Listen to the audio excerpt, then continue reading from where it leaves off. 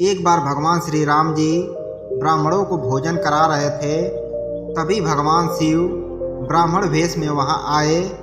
श्री राम जी व लक्ष्मण जी और हनुमान जी मिलकर उनका स्वागत किया और उन्हें भोजन के लिए आमंत्रित किया। भगवान शिव भोजन करने बैठे, किंतु उनकी भूख को कौन बुझा सकता था। बाती बात में श्री राम जी का सारा भंडार खाली हो गया। लक्ष्मण जी और हनुमान जी ये देखकर चिंतित हो गए और आश्चर्य से भर गए। एक ब्राह्मण उनके द्वार से भूखे पेट लौट जाए, ये तो बड़े अपमान की बात थी। उन्होंने श्री राम जी से और भोजन बनवाने की आज्ञा मांगी। श्री राम जी तो सब कुछ जानते ही थे। उन्होंने मुस्कुराते हुए लक्ष्मण जी से देवी सीता जी को बुला लाने के लिए कहा।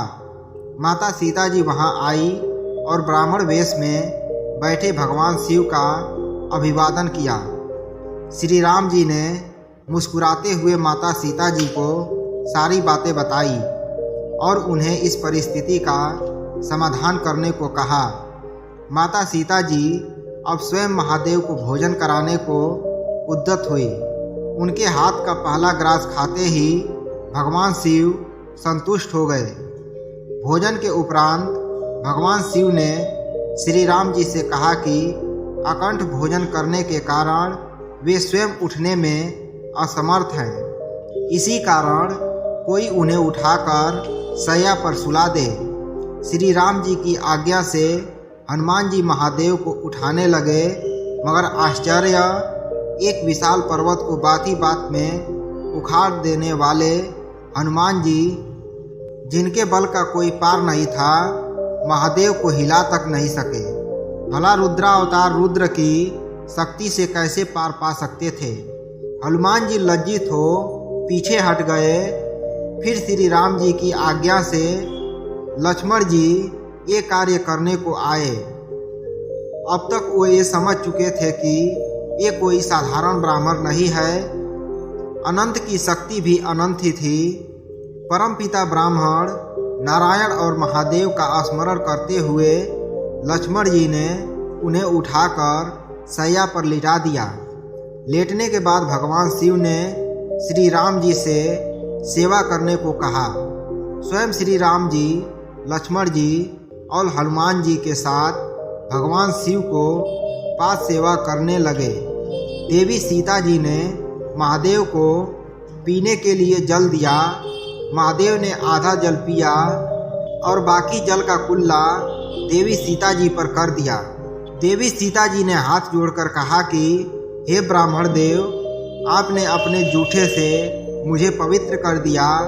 ऐसा सौभाग्य तो बहुत कम लोगों को प्राप्त होता है।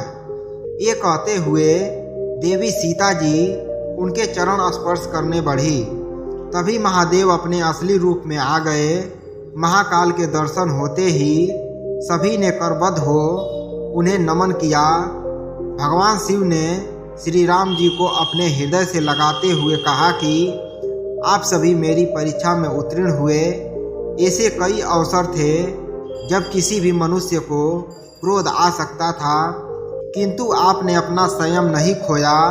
इसी कारण संसार आपको मर्यादा पुरुषोत्तम राम जी कहती है।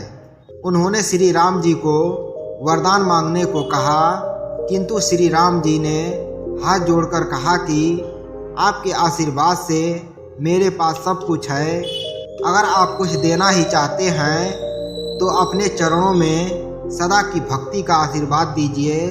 महादेव जी ने मुस्कुराते हुए कहा कि आप और मैं कोई अलग नहीं हैं, किंतु फिर भी देवी सीता जी ने मुझे भोजन करवाया है, इसलिए उन्हें कोई वरदान तो मांगना ही होगा। देवी सीता जी ने कहा कि हे भगवान, अगर आप हमसे प्रसन्न हैं तो कुछ काल तक आप हमारे राजसभा में कथावाचक बनकर रहें। उसके बाद कुछ काल तक भगवान शिव श्री राम जी की सभा में कथा सुनाकर सबको कृतार्थ करते रहे। हर हर महादेव। जय श्री राम, जय हनुमान।